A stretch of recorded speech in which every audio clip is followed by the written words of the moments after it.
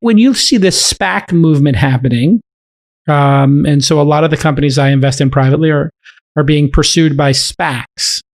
Some of them seem to be run by really, people with great track records in their careers. And then some of these people I've never heard of. And then the quality of the companies seems variable. Do you think we need more public companies in general? So there's more inventory of companies because we have half the number of publicly traded companies than we had, I think it was 15 years ago. Do you think it would be good for us to have some more publicly traded companies and SPACs? And then again, you're not going to give financial advice, but obviously invest what you can afford to lose. And then these would be more speculative, right? So the risk reward would be they're coming out earlier. Therefore, there's more risk. Therefore, there's potentially more return. Are SPACs a net positive for the vibrant economic system of capitalism and democracy in the United States? Well, people are looking for different ways for companies to go public, and the special acquisition corporation is one iteration. So essentially, you give money to people who say, okay, we're going to go find a great public company, and we'll put it into this special purpose acquisition company, which is an empty shell in a way, and you can put any private company in, and then it's a public company. And so that has existed for quite some time, but for some reason of late has gotten quite a bit of attention and has become there's somewhat of a trend of these happening now.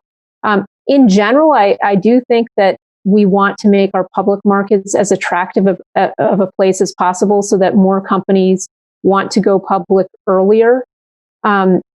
Because there are a number of reasons why the number of public companies has fallen in the United States, and you ask different people and they have different theories about that. But one of the things that we've been trying to work on at the SEC recently is to make it less burdensome to be a public company, and not in the way, we're not compromising investor protection, but we're saying where there are duplicative rules that we can streamline. Let's take care of that. Let's think about ways to make new public companies trade easier. Sometimes you go public with the idea that, you're going to trade just like one of the biggest tech companies trades, lots of liquidity. It doesn't really work like that. So can we maybe create some special ways for these newly public companies to trade? Can we think about what the other causes are? For example, there's not as much research analyst coverage for new public companies. So there are a lot of different ways to attack this problem, and I think we're trying to think about those now. But the idea that people are being innovative in the way that they take companies public is good. I would just, again, without giving investment advice, I would just give the general thing I've been trying to hammer home, which is do your research. Look at who's running the SPAC and how they're going to get paid. And those are things that you should think about before you invest. Incentives certainly matter. My friend Chamath he kind of brought this SPAC thing back.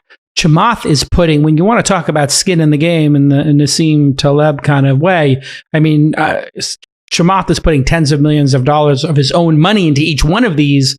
Therefore, he doesn't want to lose that. There's a massive amount of skin in the game.